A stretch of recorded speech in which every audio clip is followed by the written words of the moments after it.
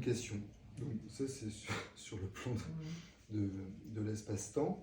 Après, en général, Lacan, tu parlais du champ de l'inconscient structuré comme un langage, je crois qu'il avait appelé ça la langue, justement. La langue en un mot.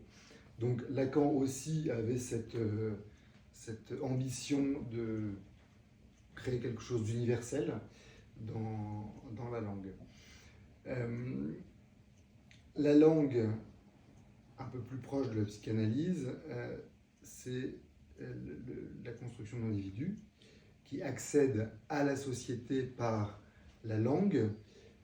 Et pour revenir encore à Lacan et ce qu'il appelle le nom du père, nom N-O-N qui introduit au nom N-O-M, le nom du père qui vient couper le lien fusionnel mère-enfant, qui est une expression de langage, ce nom, et qui introduit l'enfant, dans la théorie de Lacan, à la société, c'est-à-dire à la capacité de se séparer de la mère, de ne plus être tout dans un tout unifié à la mère, ce nom qui coupe, c'est la castration symbolique, et qui fait entrer dans le champ social plus large et la capacité d'aller davantage vers l'extérieur. Et qui fait entrer par là même le petit être dans le langage, justement. Puisqu'il sort de la fusion, il entre dans le langage. Si on reste dans la fusion maternelle primaire, on n'a pas besoin d'entrer dans le langage. Ça se voit chez les jumeaux, notamment les jumeaux qui parlent la même langue ou qui se comprennent sans parler, qui ont, parfois, c'est pas systématique, mais un développement du langage plus tardif, parce qu'ils n'ont pas besoin de développer ce langage commun. Donc la langue liée à la société et la place de cette sanction paternelle, qui peut venir de la mère, ça, peu importe, mais en tout cas, cette séparation de la fusion qui fait entrer dans le langage et qui permet de se développer. Quand on voit, ça se retrouve, cette existence avec ce côté qui s'extirpe, existence en réunion, dans différentes sociétés, où celui qui ne parle pas, on ne sait pas qui il est, enfin, sauf ce soir pour Alan, c'est différent, mais habituellement, celui qui ne parle pas, on ne sait pas, il n'existe pas, il existe moins.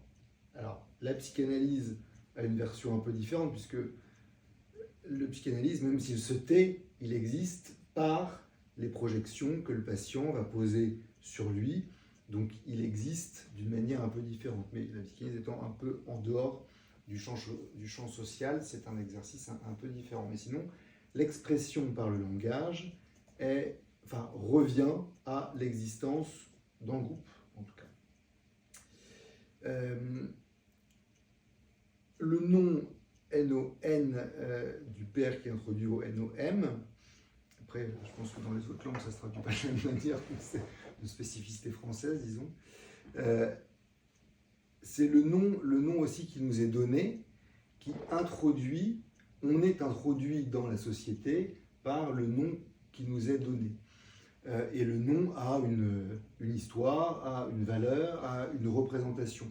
On revient à Lacan, où la langue, c'est cette chaîne du signifiant de l'inconscient construit comme un langage, c'est le champ de représentation à travers le langage, c'est le champ de représentation qui est nommé. Et finalement, le travail en psychanalyse, le patient arrive avec un champ de représentation donné, qui a produit ou qui produit un certain nombre de névroses, de symptômes, de problématiques. Le travail analytique consiste à élargir ce champ de représentation.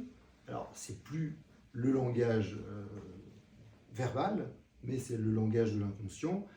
Dans cet élargissement, pour sortir des névroses, pour sortir parfois de psychoses, pour, en tout cas, s'ouvrir à d'autres manières de penser, d'autres manières de voir. Nouvelle ouverture par la psychanalyse, ce champ de représentation.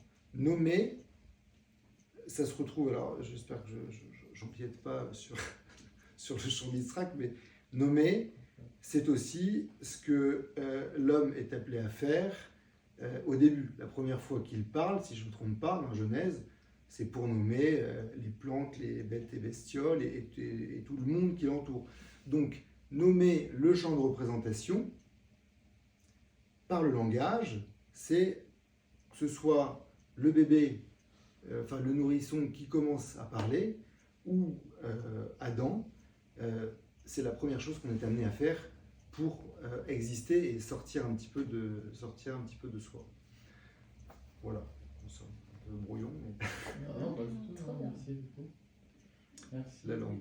Et puis, dernier point, c'est plus une interrogation, enfin une question qui se travaille en analyse, à savoir les mères qui parlent à leur enfant une langue qui n'est pas leur langue maternelle, pour les introduire à la société dans laquelle elles vivent, qui n'est pas forcément leur société d'origine, ou, enfin, par du temps c'est ça, mais, ou pour d'autres raisons, mais quand la langue maternelle n'est pas donnée, il y a quelque chose de, à mon sens, de la mère qui est amputée, elle s'ampute de son histoire en ne donnant pas sa langue, puisque notre langue, c'est avant tout notre langue maternelle, puisqu'il y a cette transmission de champs de représentation initiale dans le non-verbal, dans l'inconscient, et puis dans le verbal aussi.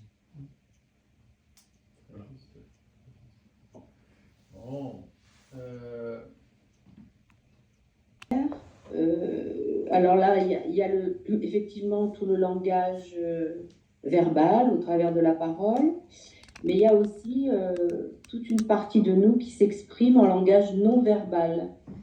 Et je voulais revenir sur les symptômes et toutes les maladies physiques, corporelles, où là, on voit que c'est le corps qui parle.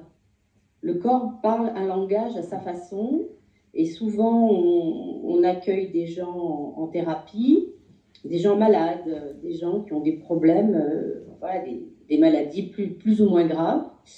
Et justement, par cette parole